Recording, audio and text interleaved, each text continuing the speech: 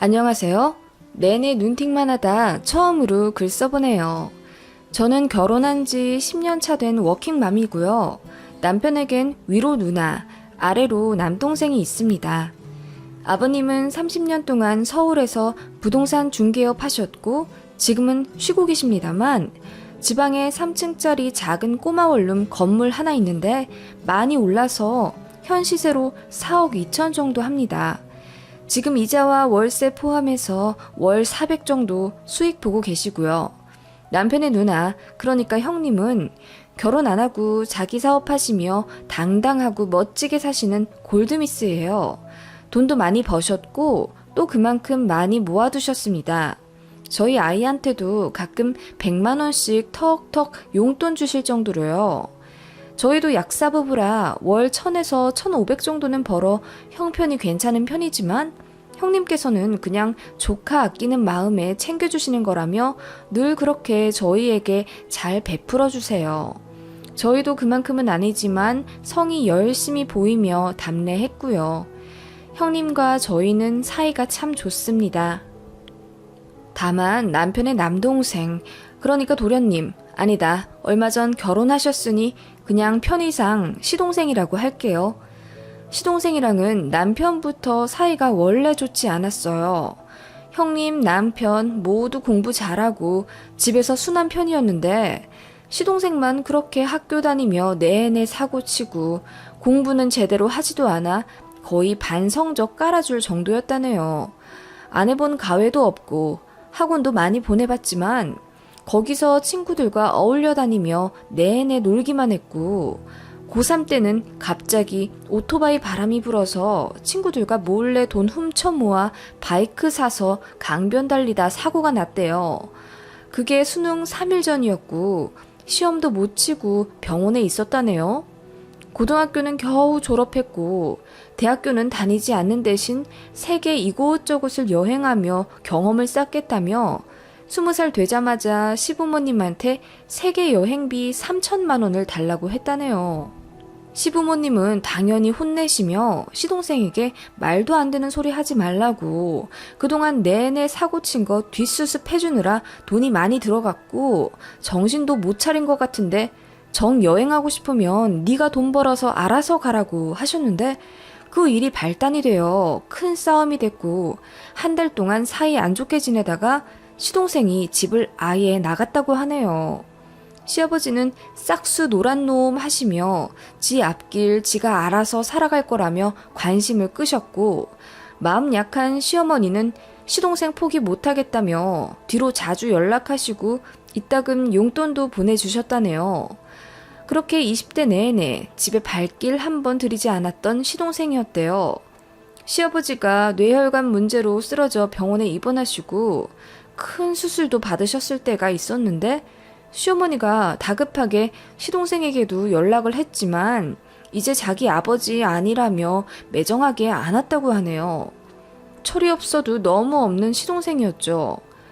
그 일을 계기로 시어머니도 막내 아들에게 크게 실망하셨고 이따금 100만 원씩 보내던 용돈도 아예 끊으셨다네요.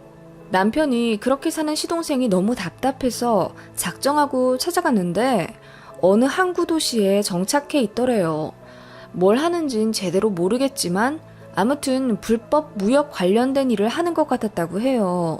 남편이 그때 시동생에게 정신 차리라며 한 소리 했는데 자기 일에 상관 말고 각자 인생이나 살으라며 이제 본인을 가족으로 생각하지 말라고 했다네요.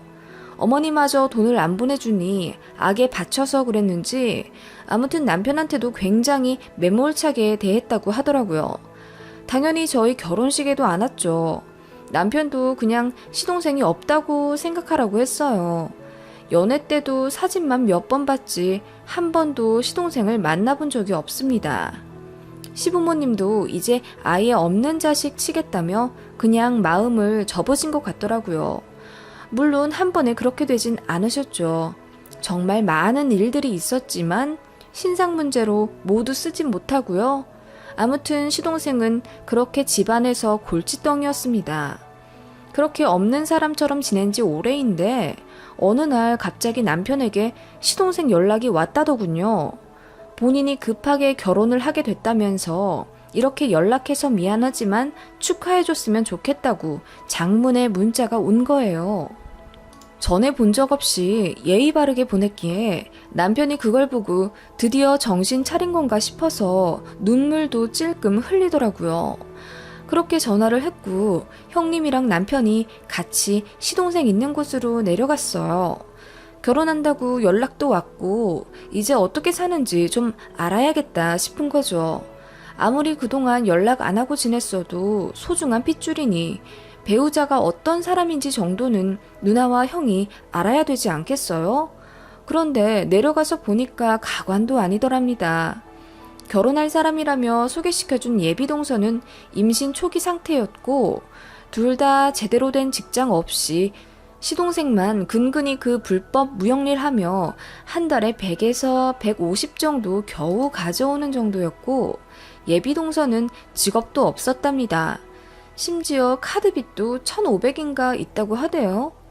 형님이 그 꼴 보니 가슴이 답답해서 애도 생겼는데 계속 이렇게 망나니처럼 살 거냐며 호되게 혼내셨다네요. 시동생은 그냥 묵묵히 듣고 있는데 예비동서가 눈웃음을 살살 치며 이렇게 말했다더군요. 형님, 얘기 들어보니까 경기도 광주에 큰 공장 하고 계시다던데 이번 기회에 저희 남편 좀 거기 취직시켜 주시면 안 돼요? 우리 공장에 말이야?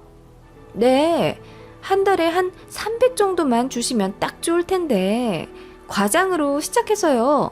저도 다 알아봤거든요. 당돌하게 말하는 그 여자를 보며 형님과 남편이 기가 찼다고 해요. 그래서 형님께서 우리 공장은 가족 회사도 아니고 경력도 없는 사람을 턱턱 과장으로 들일 만큼 그렇게 독단적으로 경영할 생각도 없다. 그렇게 좋게 거절하셨다네요. 그랬더니 갑자기 눈물을 펑펑 쏟으며 자긴 그럼 누구 믿고 아이를 낳아야 하냐며 그냥 이대로 혼인신고 안 하고 미혼모 센터 가서 아이 낳고 잠적하겠다는 거예요. 울고불고 난리였다고 하네요. 일단 생각해 보겠다고 하고 형님이랑 남편이 올라와 저까지 호출해서 시댁에 모두 모여 상의를 했어요. 지금 막내 동생이 저 지경이 됐는데 저걸 어떻게 해야겠냐고 가족 회의가 벌어졌죠. 시아버지는 예상대로 그놈 그냥 아예 호적에서 빼버리자며 뒤도 안 돌아보시고 안방으로 들어가셨고 시어머니는 발 동동 구르며 대체 왜 그렇게 인생을 말아먹고 사는지 모르겠다고 이를 어쩜 좋냐고 눈물을 흘리셨죠. 그렇게 이도저도 결론을 못 내린 채 한 달이 지났는데 갑자기 시동생이 예비동서와 아예 짐을 싸서 1톤 트럭 동행해서 시댁으로 들어왔지 뭐예요? 본인들 사는 집 계약 끝났고 전세금 빼서 바로 카드빚 갚아서 거의 빈털털이라며 무대뽀로 시댁에 쳐들어온 거예요. 아이 낳아 키워야 하는데 돈도 없고 길에서 굶어 죽을 것 같아서 들어왔다며 무릎을 꿇었다네요. 부부가 쌍으로 그렇게 무릎 꿇으며 제발 받아달라고 하는데 그 모습 보니 매몰차게 거절하실 수가 없었다네요. 그새 예비동서는 배가 제법 나와 밥도 제대로 못 먹었는지 볼은 홀쭉해선 머리도 푸석하고 아주 보기가 안쓰러웠답니다. 일단 밥이라도 제대로 먹이자 해서 시어머니가 한 상 가득 밥을 차려줬더니 부부가 상에 코를 박다시피 하며 개걸스럽게 먹어치웠고 그 모습 보며 그 냉정하신 시아버지도 눈물을 흘리셨다고 해요. 밥 다 먹고 시아버지가 시동생을 안방으로 불러 1시간가량 조용히 이야기 나누셨다네요. 시아버지가 몇 년 전에 뇌혈관 문제로 쓰러져 생사가 갈렸을 때 시동생이 병원에 찾아오지 않아 마음속으로 자식의 연을 끊으셨다 하셨어요. 그때 너무 서운했다고 아버님이 솔직하게 털어놓으셨고 시동생이 죄송하다며 울었다네요. 어린 마음에 부모님이 돈을 지원해주지 않아 본인도 속상했고 치기 어린 마음에 집을 나가버린 거라며 그동안 고생 많이 했고 후회도 많이 했대요. 아버님이 시동생에게 앞으로 어떻게 살 작정인지 그동안의 삶에 대해 반성은 제대로 했는지 엄하게 물어보셨고 다행히 시동생은 이제 아빠가 되어서 제대로 살고 싶다고 정신 차렸다면서 근면 성실하게 살 거라고 그동안 죄송했다고 무릎 꿇고 빌었다네요. 당장 집을 해주자니 돈이 부동산에 묶여 있어서 일단 몇 년만 시댁에서 합가하며 지내기로 했어요. 새 식구가 생겼으니 저도 시댁에 자주 드나들며 정을 붙이려고 노력했어요. 시동생이지만 결혼하고 나서 처음 제대로 봤네요. 시동생이랑 3개월 만에 만나 임신한 거라고 하던데 추측하기론 나이트 클럽에서 부킹하다 만난 것 같더라고요. 그런데 사람들이 선입견 가질까봐 그냥 소개팅이라고 하는 것 같았어요. 제대로 된 직업 가져본 적 없고 마지막으로 일했던 게 모 건설회사 경리라고 하던데 그것도 반년 정도 일하다 말았다네요. 그 외 편의점이나 호프집 전전하며 알바 정도만 한 것 같았어요. 나이도 적지 않은데 솔직히 한심하단 생각이 들었죠. 그런데 말은 어찌나 잘하는지 같이 얘기하다 보면 청산유수가 따로 없습니다. 그리고 궁금한 게 생기면 직접적으로 묻지 않고 상대방이 직접 입을 열도록 대화 유도를 잘 하더라고요. 하루는 저희 부부 연소득이 궁금했나 봐요. 저희 칭찬을 입이 마르도록 하더니 대화가 돌고 돌아 뭐에 홀리기라도 한 듯 저희 약국 매출액과 연소득을 제가 제 입으로 말하게 됐어요. 말하고 나서 저도 속으로 혹했고 내가 이걸 왜 말했지 그런 생각이 들더라고요. 언변이 정말 좋았어요. 그리고 나서 조심하게 되더라고요. 남편에게도 말했더니 본인도 느꼈다면서 조금 거리 두고 지켜봐야 할 것 같다고 한숨 쉬대요. 저희 연봉을 알게 된 후부터는 어디 식사 자리에 함께 가게 되면 당연한 듯이 계산대에서 멀리 떨어져 있더라고요. 물론 저희가 낼 생각이긴 했지만 그전에는 계산할 신용이라도 하거나 잘 먹었다고 인사라도 했거든요. 저희가 많이 버니 모든 게 당연하다고 생각했나 봅니다. 저도 조금씩 기분이 상하기 시작했어요. 그래도 동서가 처음엔 시부모님은 정말 깍듯이 잘 모셨습니다. 목구멍이 포도청이라 시부모님 말고는 돈 나올 데도 없고 기댈 곳도 없다는 걸 스스로 잘 알아서인지 납작 엎드려 충실하게 며느리돌이 잘하고 지내더군요. 시부모님도 처음에는 저처럼 선입견 갖고 동서를 대하더니 나중에는 마음이 바뀌어 한박 웃음도 많이 지으시고 손도 잡아주실 정도로 마음을 많이 여시더라고요. 물론 동서가 워낙 언변이 좋은 이유도 있겠죠. 동서 뱃속에 있는 아이 성별은 아들로 나왔습니다. 아들, 딸 구별 않고 탁 트인 가치관을 지니신 시부모님이지만 아들이라는 이야기를 듣자 참 좋아하시더군요. 시동생네는 태도가 확 달라지더라고요. 이건 비단 제 기분 탓이 아니라 남편도 그렇게 느꼈고 형님도 그렇게 말씀하셨어요. 유일하게 대이을 자손을 가졌단 이야기를 수시로 하거나 거실 소파 아버님 자리에 떡하니 앉아 시어머님께 애플망고가 먹고 싶다고 당당하게 말하는 동서를 보며 기분이 좀 이상했습니다. 시어머니도 어느새 동서가 원하는 대로 움직이시는 걸 보면서 이건 아니다 싶었죠. 그래서 형님과 제가 시부모님께 조용히 말씀드린 적도 있어요. 아버님, 시동생네가 점점 도를 넘는 것 같아요. 맞아요, 엄마. 무말랭이가 먹고 싶으면 본인이 무치던가 사오던가 하지. 왜 올케가 그걸 엄마를 시켜? 게다가 건조기 말고 햇빛에 말리라고. 세상에 어느 며느리가 시어머니한테 세세하게 지시를 내려. 엄마는 그걸 왜 다 하고 계세요? 그랬더니 시어머니가 난감하게 웃으시며 본인도 거절하려 했는데 워낙 말을 잘하고 다른 쪽으로 시부모를 잘 챙겨줘서 그냥 하게 되신다는 겁니다. 저희가 그러지 말라고 신신당부했지만 그 이후로도 동서가 시부모님을 묘하게 조종하는 게 느껴졌어요. 하루는 저희 다 모여있는 자리에서 동서가 이러더라고요. 아버님, 요즘은 아이 성인까지 키우는데 3억은 든다는데 아버님은 얼만큼 사랑 표현 해주실 거예요? 돼 있는 첫 아들 손자인데 기대할게요. 하면서 눈웃음을 싹 치더라고요.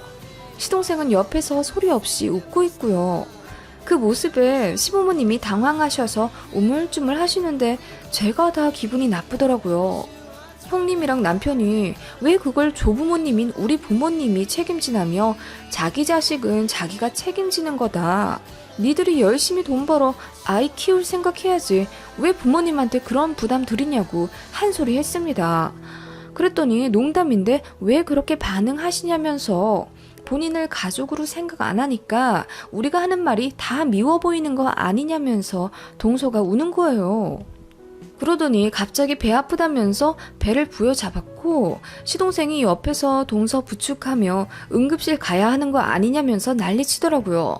어찌저찌 상황이 정리되고 나니 진땀이 나대요. 시부모님도 점점 얼굴에 그늘이 지는 듯 하셨습니다. 시동생 부부의 낯두꺼운 짓은 점점 많아졌어요. 처음엔 합가한다고 하더니 나중엔 불편할 것 같다며 집을 따로 해달라고 요구하기 시작했습니다. 시부모님이 당장 융통할 돈 없고 그거 다 알고 들어온 거 아니냐고 했더니 시동생이 이랬답니다.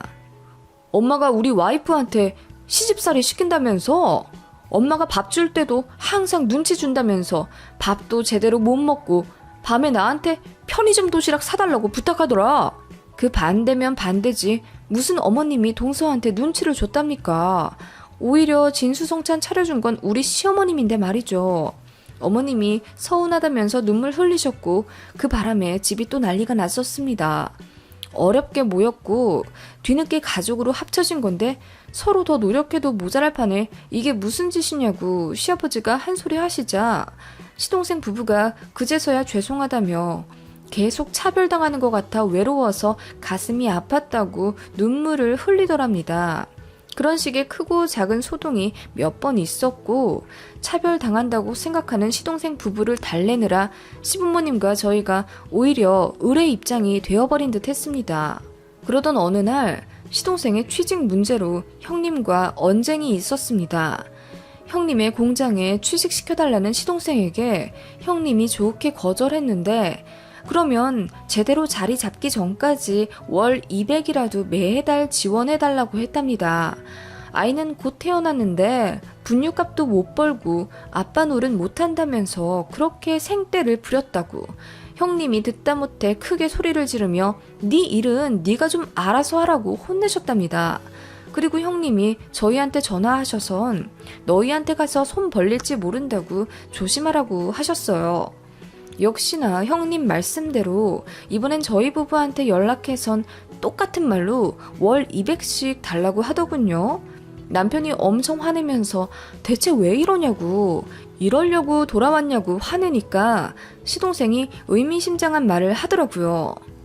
형, 이렇게 나오면 형한테도 불리하지. 어차피 우리한테 돈 다 올 텐데 내가 나눠주고 싶겠어? 제가 그게 무슨 소리냐고 묻자 그냥 아무 말 안 하고 자리 피하더군요. 그리고 며칠 뒤 시부모님께서 저희한테 연락하셔선 당장 본가로 건너오라 하시더군요. 약국 마감할 시간이었는데 너무 급하게 말씀하시기에 시터에게 아이 몇 시간 더 봐달라고 부탁하고 시댁으로 갔습니다. 갔더니 시부모님 얼굴이 울그락불그락 하셔선 화난 채로 서 계시더라고요. 시동생 부부는 차분한 표정으로 앉아있고요. 자식된 도리로 니들이 우리에게 어찌 이럴 수 있니? 뭐? 어차피 넘길 유산 미리 달라고? 저희가 깜짝 놀라 그게 무슨 말씀이냐고 묻자 시부모님이 이러시더군요. 시동생이 이랬답니다.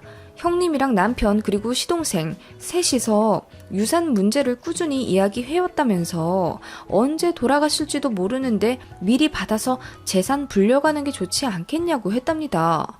듣도 보다 못한 이야기고 저희는 유산의 유자도 꺼내본 적이 없었기에 소스라치게 놀랄 수밖에 없었어요. 분노하시는 시부모님을 일단 달래는 게 먼저였기에 그런 말 한 적 없다고 말씀드렸고 다 해명했어요. 그리고 저는 시동생과 동서에게 화를 냈죠.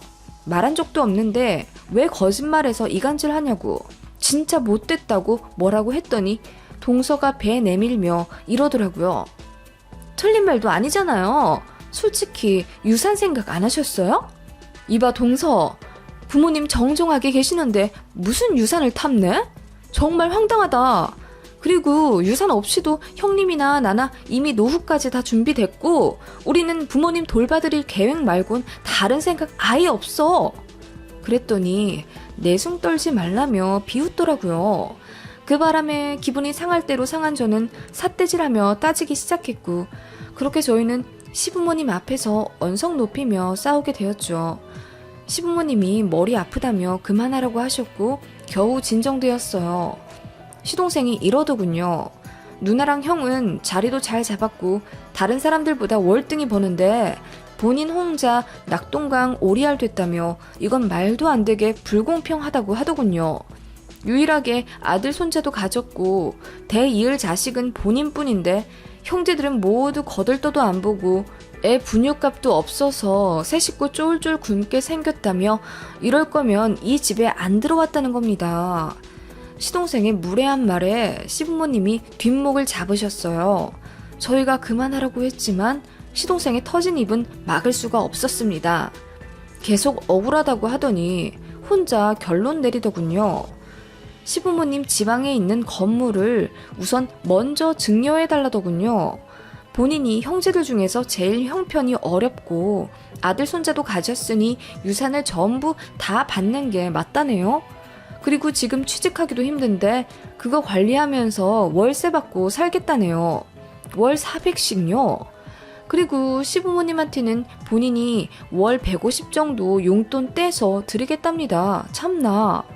그리고 그 건물 꼭대기 층 전체를 리모델링해서 지금 사는 세입자들 내쫓고 본인들이 들어가서 아이 낳고 살며 건물 관리하겠다고 둘이서 어찌나 세세하게 계획을 해뒀는지 음흉함이 말도 못하더군요.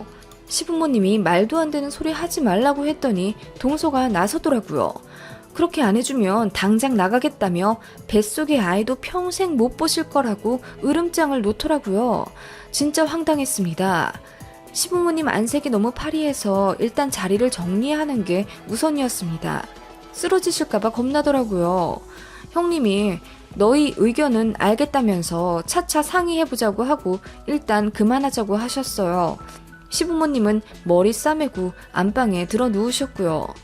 저희는 시동생에게 더 이상 유산 얘기하지 말고 조만간 다시 얘기하자고 집에서 나왔는데 형님이 엉엉 우시면서 애물단지 하나 때문에 집안 다 망가졌다면서 원통하다고 울부짖으셨습니다. 그 이후로도 시동생 부부가 시부모님을 계속 잡으며 유산 달라고 졸랐고 걸핏하면 뱃속의 아들 손주 볼모로 잡고 반 협박했어요. 말 그대로 몇 달 동안 집안에 바람 잘 날이 없었죠. 시어머니는 스트레스 때문에 온몸에 반점도 생기셨고 소화도 잘 안 돼서 어느 날은 응급실에 실려가실 정도였습니다. 시아버지는 원래 혈압이 높으신데 시동생 부부 때문에 너무 스트레스 받으셔서 혈압 관리도 전혀 안 되셨고 약도 더 높은 단계로 바꾸셨습니다. 어느새 시동생 부부는 인간처럼 보이지도 않더군요. 그러던 어느 주말 시부모님이 저희 모두 불러 이야기하겠다고 호출하셨습니다. 도착하니 시동생네는 역시 유산 문제로 시부모님과 옥신각신하고 있더라고요. 저희가 소리 지르며 그만 좀 하라고 하자 동서가 그렇게 소리 지르면 배 뭉치니 작게 말하라면서 신경질 내더라고요. 그때 시아버지가 소리치며 말씀하시더군요. 시동생네 부부 당장 나가라고. 시동생과 동서가 어안이 벙벙해서 쳐다보더니 헛웃음치며 그럼 아들 손자 안 봐도 되냐고 비웃으며 말하더라고요. 이어 시어머니가 말씀하셨습니다. 그래, 부모를 돈으로 보는 너 같은 자식한테서 태어나는 손자, 그게 뭐가 그리 중요하다고 우리가 애걸복걸 하겠느냐? 그 말에 동서가 당황한 듯 어머님, 이러시면 안 되죠. 저희 아들 이제 곧 태어났는데 하며 어머님 팔을 잡더라고요. 어머님이 팔을 뿌리치더니 안방에서 서류봉투를 하나 갖고 오셨습니다. 유언 공증받았다 하시며 거실 한가운데 툭 던지셨고 시동생이 굶주린 하이에나처럼 그 서류를 급하게 집어 열어봤습니다. 그러더니 얼굴이 새하얗게 질리며 이거 진심이냐며 소리 지르더군요. 시부모님이 말씀하셨습니다. 두 분이 오래 상의했다고. 그런데 아무리 생각해도 시동생은 자식이 아니라고 판단하셨답니다. 형제 간의 우애도 다 갈라놓고 부모 손에 있는 동전 하나도 싹싹 긁어갈 놈인데 그깟 돼 있는 게 뭐가 중요하냐 하시며 애초에 그런 거 상관도 안 하셨답니다. 그저 돌아온 자식이라고 애틋해서 잘해줬던 거고 정신 차린 줄 알고 자식 대접해줬는데 똑같다고. 아니 오히려 똑같은 객식구 하나 더 달고 와서 행패 부리니 정이 다 떨어졌다고 하셨어요. 그 꼴을 하고 유산 미리 달라 난리치니 이거 가만히 있으면 안 되겠다 생각하셨답니다. 뭐? 어차피 주실 유산 미리 달라고? 어차피 죽을 부모 미리 죽이지 그러냐? 하시며 부들부들 화내시는 시아버지가 이어 말씀하셨어요. 만에 하나 유산 미리 정리해서 준다 하더라도 막내 니놈은 유산만 홀랑 받고 뒤도 안 돌아볼 놈이야. 그러다 돈 떨어지면 니 누나랑 형한테 빌붙을 테지. 시동생이 무슨 말도 안 되는 소리냐고 따지더군요. 시부모님이 공증받은 유언 내용은 이러했습니다. 갖고 계신 건물은 형님, 지금 살고 계시는 시댁 아파트는 저희, 그리고 강원도에 있는 산 하나는 저희 딸한테 물려주는 걸로 하셨답니다. 두 분 모두 돌아가시면 남은 현금은 모두 딱 3등분해서 형님, 남편, 저 이렇게 나눠주신다고. 법적 효력이 있든 없든 시부모님 생각은 이러하시다는 걸 확실히 하기 위해 증인들도 데리고 그렇게 직접 유언을 공증받으셨던 겁니다. 그리고 시동생 부부에게 당장 나가라고 하셨어요. 다음 주에 집에서 짐 빼고 살던 대로 내려가라고 하셨습니다. 그 말에 시동생 부부가 황당한 듯 애는 곧 태어나는데 왜 내쫓으시냐고 울부짖었고, 시부모님은 이제 얘기 다 끝났으니 더 질질 끌지 말자고 단호하게 말씀하시더군요. 유산 절대 안 줄 거고 앞으로 자식 취급도 안 할 테니 연락 안 해도 된다 하시니 시동생이 울며 죄송하다고 했지만 시부모님 마음은 돌아서지 않으셨어요. 형님과 저희도 생업이 있어 시부모님과 시동생 일에 계속 관여할 수는 없었지만 아무튼 그렇게 옥신각신 하시더니 결국 시동생네는 짐 싸서 살던 지역으로 내려갔다더군요. 시부모님이 마지막으로 주는 돈이라며 5천만 원 해주셨고 이 돈 갖고 시골 작은 집 전세라도 해서 알아서 자리 잡고 살라고 하셨습니다. 뱃속에 아이 생각해서 마련해주는 거고 앞으로 연락하지 말라고 하셨어요. 자식 하나 없는 셈 치겠다면서요. 시동생네도 더 가망 없는 거 눈치로 알았는지 수긍하고 나갔더더군요. 만에 하나 시동생네가 또 돈 달라고 연락하면 저희한테 넘기라고 말씀드렸습니다. 모르겠습니다. 그 인성에 언젠가는 또 연락 올지도 모르죠.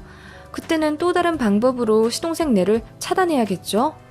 말은 그렇게 하셔도 속은 얼마나 문드러지셨을지 저희 시부모님 생각하면 가슴이 아픕니다. 자식 하나만 왜 이렇게 됐을지 평생 남매들에게 차별도 안 하고 키우셨고 참 올바르신 분들이거든요. 형님과 남편도 성격 참 좋고 착한데 그런데 왜 막내만 저렇게 돌연변이처럼 쓰레기 인성이 되었는지 모르겠습니다. 그래도 시부모님이 계속 끌려다니지 않고 딱 처단하셔서 다행입니다. 저희한테는 속 시원하다고 웃으며 말씀은 하셨지만 저희가 감히 그 속내를 다 알 수 있을까요? 그 와중에 우리 형님은 본인은 결혼도 안 했고 돈도 많이 벌었으니 유산 필요 없다며 혹시라도 정리해야 하는 날이 온다면 다 저희한테 몰아주시라고 말씀하셨대요. 물론 저희가 한사코 사양하겠지만 형님 마음이 너무 감사해서 혼자 가만히 형님을 생각하면 코끝이 찡하네요. 시부모님이랑 형님에게 더 잘하고 싶고요. 남편도 같은 생각인지 이 사건 이후로 누나인 형님에게 더 의지하며 애틋하게 지내고 있네요. 긴 이야기 들어주셔서 감사합니다.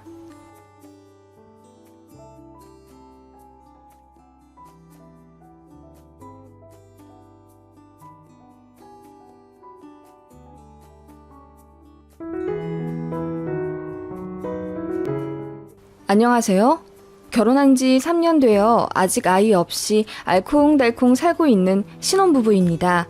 얼마 전 신우이의 허세에서 비롯된 심한 실수 때문에 본의 아니게 완전 매장시키게 되었는데요. 제가 심했는지 좀 봐주세요. 저와 남편은 동갑내기 부부이고 남편에게는 누나가 있습니다. 손윗 신우이죠. 저보다 2살 많아요. 남편이랑 신우이가 나이차도 별로 안 나고 워낙 외모도 많이 닮아서 모르는 사람이 보면 거의 쌍둥이에요. 하지만 성격은 정반대죠. 남편은 조용조용하고 굉장히 섬세합니다. 예술 전공이기도 하지만 원래 어렸을 때부터 차분하고 어떻게 보면 좀 여성스럽기도 해요. 남의 말도 잘 들어주고 공감 능력이 정말 좋아서 그 부분에 반해서 결혼을 결심한 것도 있고요. 반면 신우이는 남편이랑 완전 정반대입니다. 괄괄하고 굉장히 외향적입니다. 좋죠, 그런 성격. 저도 어디 가면 꽤 활달하다는 소리 듣는걸요. 그치만 신우이는 저와 비교도 안 되게 목소리가 크고 그냥 모든 소리가 큼, 트림소리, 방구소리, 한숨소리 등 액션도 참 컸죠. 허세도 적지 않게 있어서 명품도 참 좋아해요. 시부모님 모두 남편처럼 조용조용 하신데 유난히 신우이만 그 집에서 남달랐어요. 첫인상은 참 시원시원해서 좋았어요. 친해지기도 좋았죠. 모든 이야기가 술술 막힘없이 통했거든요. 다만 자기 주장이 너무 강했고 다른 사람 말은 귓등으로도 안 듣는 외골수 기질이 있었습니다. 결혼 준비하면서 신우이와도 어느 정도 소통을 했었는데 처음엔 간섭이 아니라 그냥 도와주겠다고 저희 일에 끼어들더니 점점 도가 지나치게 선을 넘더군요. 저희 부부 직장이며 생활권 다 생각해서 자리 잡을 신혼집 동네를 정했는데 거긴 절대 안 된다며 결사 반대를 하더라고요. 시부모님이랑 저희 친정 부모님도 좋다 하시는데요. 그 동네는 발전 가능성이 적고 집값도 별로 안 오를 거라며 무조건 자기 말을 들어야 저희 부부가 잘 된다고 아침부터 저녁까지 전화해서 달달 볶고 문자며 카톡으로는 그 동네 아파트 안 좋은 뉴스나 커뮤니티 글을 복사해서 저한테 보내거나 하더라고요. 뭐 정확한 것도 아니었어요. 저랑 남편이 알아보니 신우이가 알아온 건 전부 허위 사실이었고 참다 못한 신랑이 그만 좀 하라며 화를 내자 신우이가 본인 무시한다며 울고불고 난리쳤었네요. 저희 친정에서 여유가 좀 되어서 전세 말고 자가로 하라며 집값의 70%를 보태주셨고 이왕 첫 보금자리인데 차선책 생각하지 말고 제일 마음에 드는 곳으로 고르라 하셨습니다. 결국 집은 저희가 결정한 대로 그렇게 소신껏 샀습니다. 아니 친정 도움받아 산 거죠. 저희 친정에서 돈 보태주셔서 그 아파트 매매했다고 신우이에게 말하니까 아무 말 못하더라고요. 그냥 입 꾹 다물고 빈정상한 채로 지내길래 너무 불편했어요. 시어머니가 그러시더라고요. 제가 지 남친이랑 결혼도 여태 못하고 니들이 먼저 좋은데 자리 잡으니 마음이 안 좋아서 그러나 보다. 내가 잘 가르칠 테니까 신경 쓰지 말거라. 미안하다. 이러시길래 저도 싱숭생숭 하더라고요. 저는 그때 결혼 앞두고 있었고 너무 물정을 몰라서 신우이 비위를 맞춰줘야 한다고 생각했었던 것 같아요. 그래서 말실수한 게 있다면 죄송하다고 사과했었고 좀 저자세로 나갔었네요. 그게 신우이 막장 진상의 발단이 될 줄은 몰랐어요. 그날 이후부터 신우이가 신혼살림이며 저희 부부 2세 계획까지 간섭하더라고요. 제가 조금이라도 기분 나빠하거나 좀 귀찮아하면 눈치는 또 엄청 빨라서 싫으면 그냥 싫다고 하지. 옳게 누가 보면 내가 신우이 짓 하는 줄 알겠어. 서로 오해 없게 그냥 대놓고 거절해. 난 그게 편해. 이러더라고요. 잔뜩 똥 씹은 얼굴로요. 처음엔 몇 번 맞춰주었지만 남편도 자기 누나한테 억지로 맞춰줄 필요 없다고 자기 누나지만 어쩔 땐 정말 답 없다며 받아주기 시작하면 한도 끝도 없을 거라며 신우이 때문에 신경 쓰게 해서 미안하다고 사과하더라고요. 뭐 저도 그렇게 생각했었기에 결혼하고 나서부터는 그런 신우이한테 좀 선을 그었던 것 같아요. 그랬더니 신우이도 좀 잠잠하더라고요. 연락도 거의 안 하고요. 시댁에서 가끔 마주치면 쌩 하면서 찬바람 폴폴 풍기니 이거 여간 불편한 게 아니더군요. 시부모님도 분위기 캐치하시곤 시누이 혼내시며 손이 시누이가 돼서 여러 사람 불편하게 그러지 말라고 말씀하셨다더라고요. 솔직히 분위기가 그렇게 되니 저도 가만히 있기는 눈치 보이더라고요. 저도 먼저 손을 내밀었죠. 날씨 좋은데 커피 한잔 하라며 시노이 직장 근처에 있는 프랜차이즈 커피숍 기프티콘을 보낸다거나 안부 전화를 먼저 걸어서 요새 직장 어떠시냐 물으며 간단하게 대화 이끌어냈어요. 시누이랑 제가 다니는 회사가 동종업계라 업무도 잘 알고 고충 빤하거든요. 아무튼 뭐 그렇게 해서 시누이도 어느 정도 마음이 누그러졌는지 표면적으로는 분위기 좋아졌습니다. 그냥저냥 이대로 서로 적당히 거리 두며 지내면 딱 좋겠다고 생각했어요. 선만 안 넘으면 참 좋을 사이인 듯 했습니다. 시누이는 오래 사귄 남친이 있었습니다. 남친이 연하고 아직 소득이 안정적이지 않아 결혼을 쉽게 할 수 없었고 자리 잡는다 뭐 한다 하다 보니 저희가 먼저 결혼하게 되었어요. 그러다가 시누이 예비신랑이 하던 일이 조금 잘 되어서 결혼을 갑자기 진행하게 되었습니다.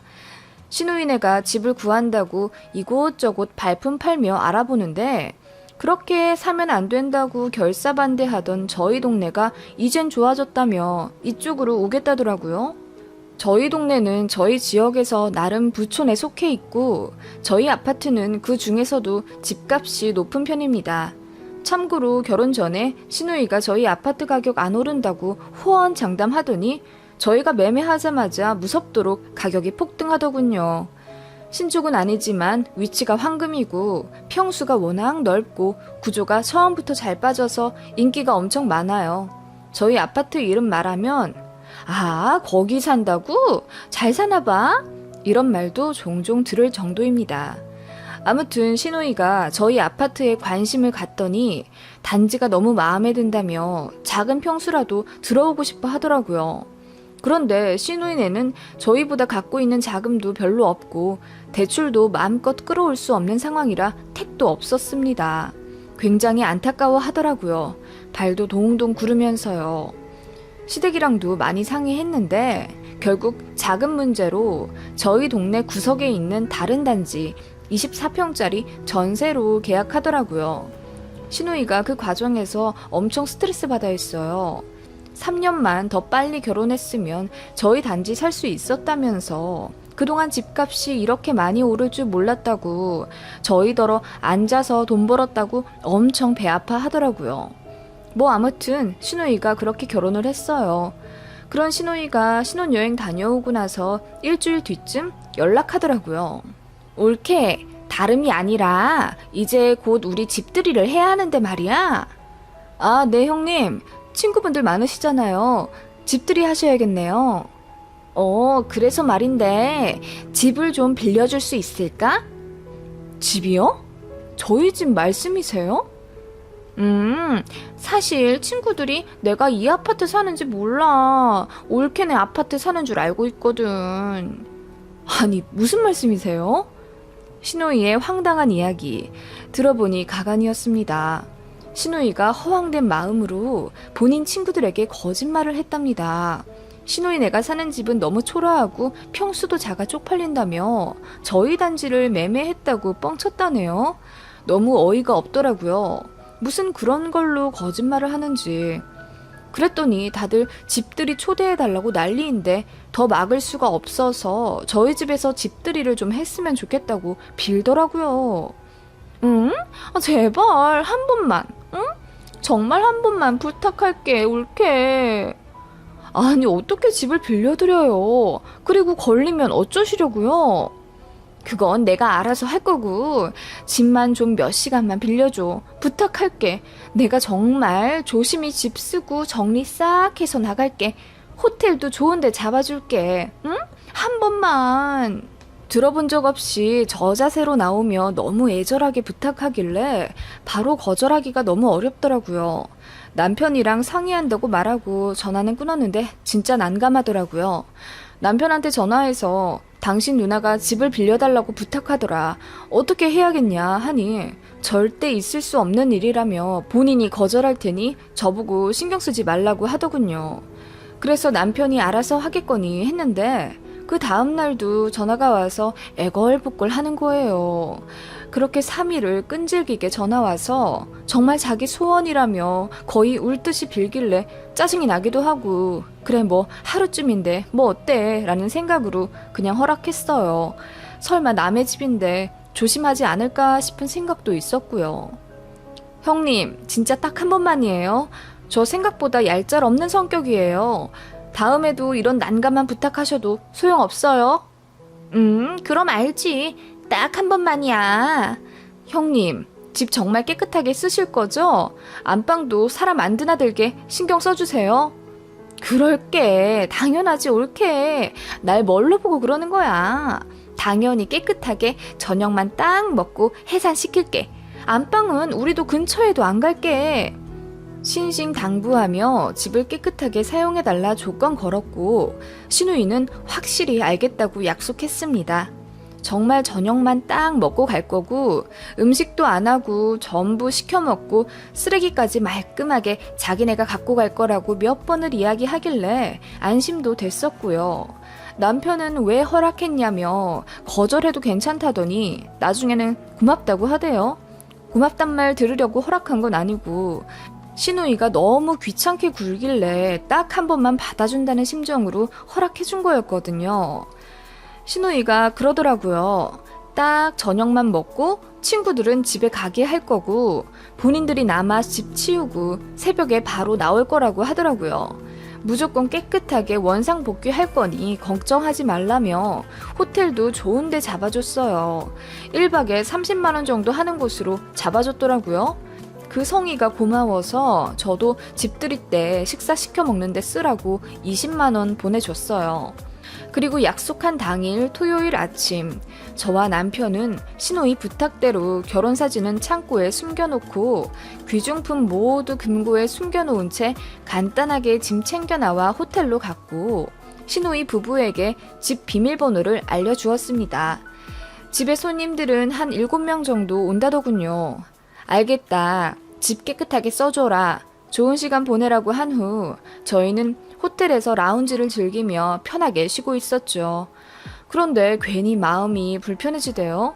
뭔가 불안하고 아무튼 느낌이 별로 좋지 않았어요. 그렇게 호텔에서 하룻밤 잤고 다음날 아침 9시쯤 눈을 뜨자마자 폰을 봤어요. 신우이가 새벽에 집 나서면서 카톡 남겨놓겠다더니 아무 연락도 안 남겨져 있더라고요.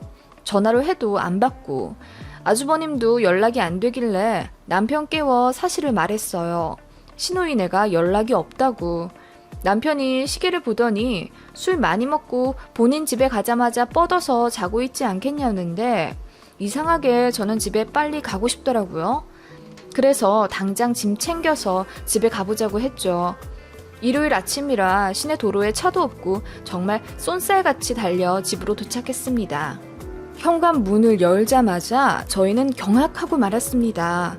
현관에 신발들이 얼마나 많은지 서로 뒤엉켜 바닥 대리석도 안 보일 정도더라고요. 어림잡아 15컬레 정도는 되어 보이는 듯 했고